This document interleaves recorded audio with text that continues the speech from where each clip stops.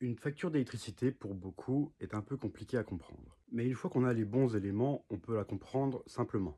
Je ne parlerai pas dans cette vidéo de l'explosion du prix de l'électricité, pourquoi, et ni de la politique. Ici, on va juste clarifier et essayer de comprendre les différentes lignes qu'il y a sur la facture. Premièrement, il y a les kilowattheures, ce qui indique ta consommation, ce que tu consommes réellement, l'électricité qui est vraiment comptée. Tous tes appareils électriques vont consommer des watts dans une durée, ce qui va devenir des kilowattheures. C'est ça qu'on te facture. Cette partie-là va directement dépendre de ton usage.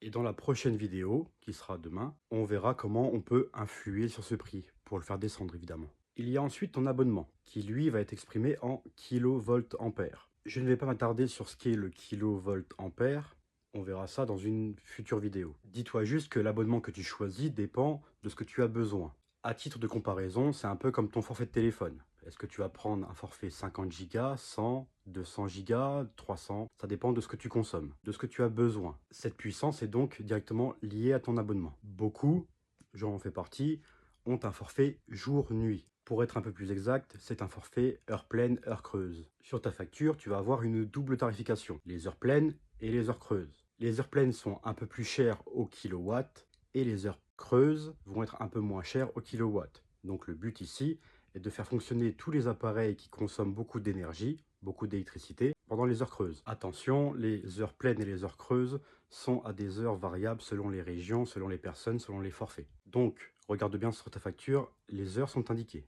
Une partie de ta facture va être les taxes et l'entretien du réseau. Ça, on ne pourra pas le changer, donc je ne vais pas m'attarder là-dessus. Attention, certaines personnes ont encore un forfait dit EJP, ou aujourd'hui Tempo. La majorité de l'année, tu vas payer le kilowattheure un peu moins cher, mais il y a quelques jours dans l'année où tu vas payer le kilowattheure bien plus cher, surtout dans le cas de l'EJP. Maintenant que ta facture est un peu plus lisible, on va passer demain à réduire simplement, sans te priver, ta consommation d'énergie.